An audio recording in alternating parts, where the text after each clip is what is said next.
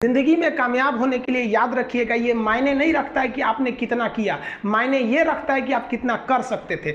जब लंका में पुल बनाया जा रहा था पत्थरों को जोड़ जोड़ कर सीता माँ को लाने के लिए, तो बंदरों के साथ साथ गिलहरियाँ भी वहाँ पत्थर भर रही थी। तो इन सब से कितना पत्थर ही उठेगा। एक बंदर आया तो उठा के फेंक दिया गिलहरी को कि भाग यहाँ से, तो इतनी पत्थर बीच में ला रही है। तो मर्यादा पुरुषोत्तम राम के पास वो जाके गिलहरी गिरी, तो गिलहरी को वो प्यार से सहलाए थे ना, तो ऐसा कहा जाता है कि इस पे जो निशान है गिलहरी के पीठ पे वो राम जी का है। राम जी ने उस बंदर को बुलाया और कहा कि देखो तुम इतना विशाल पत्थर उठा रहे हो तो तुम्हारा शरीर भी विशाल है, ये गिलहरी इतना बड़ा पत्थर उठा रही है जितना इसकी क्षमता है। तो आप अगर कामयाब होना चाहते हैं तो आप ये मत सोचिए कि आप हमने आज 8 घंटे पढ़ लिए या 8 घंटा हम मेहनत किए, आप ये सोचिए कि आप कितना कर सकते थे।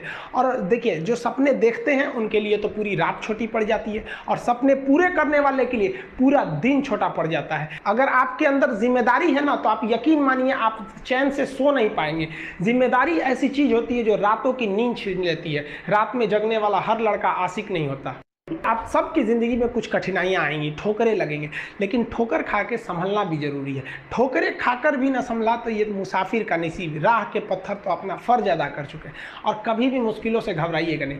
कोको कोला कंपनी जब स्थापना हुई थी तो 1 साल में केवल इसके 25 बोतल बिके थे। कंपनी का दिमाग हिल गया था। लेकिन आज के समय में दुनिया में हर जगह कोको कोला बिकता है, और इसने तो फिजिक्स को उल्टा कर दिया।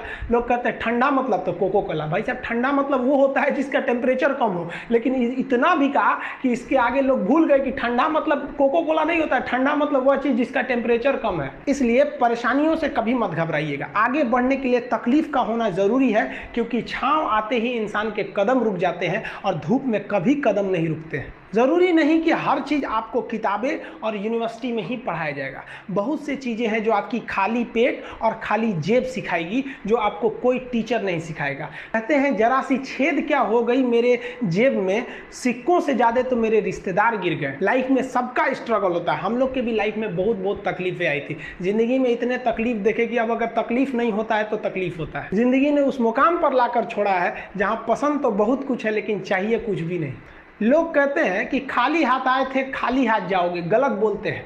लोग भले खाली हाथ आते हैं, लेकिन जब जाते हैं तो अपने साथ कुछ संस्कार, कुछ यादें छोड़ जाते हैं। एपीजे अब्दुल कलाम खाली हाथ तो आए थे, क्या खाली हाथ गए? हमारे जितने देश के लोग हैं उन देशवासियों के लिए एक प्रेरणा के स्रोत बन गए हैं। लेकिन अगर आप खाली हाथ आते हैं और खाली हाथ चले जाते हैं तो आपका पुरुष योनि में जन्म लेने का कोई अर्थ ही नहीं बना। अपनी मंजिल को भुला कर जिया तो क्या जिया, है दम तुझ में तो उसे पाकर दिखा। लिख दे खून से अपनी कामयाबी की कहानी, और बोल उस किस्मत को कि है दम तो मिटा के दिखा।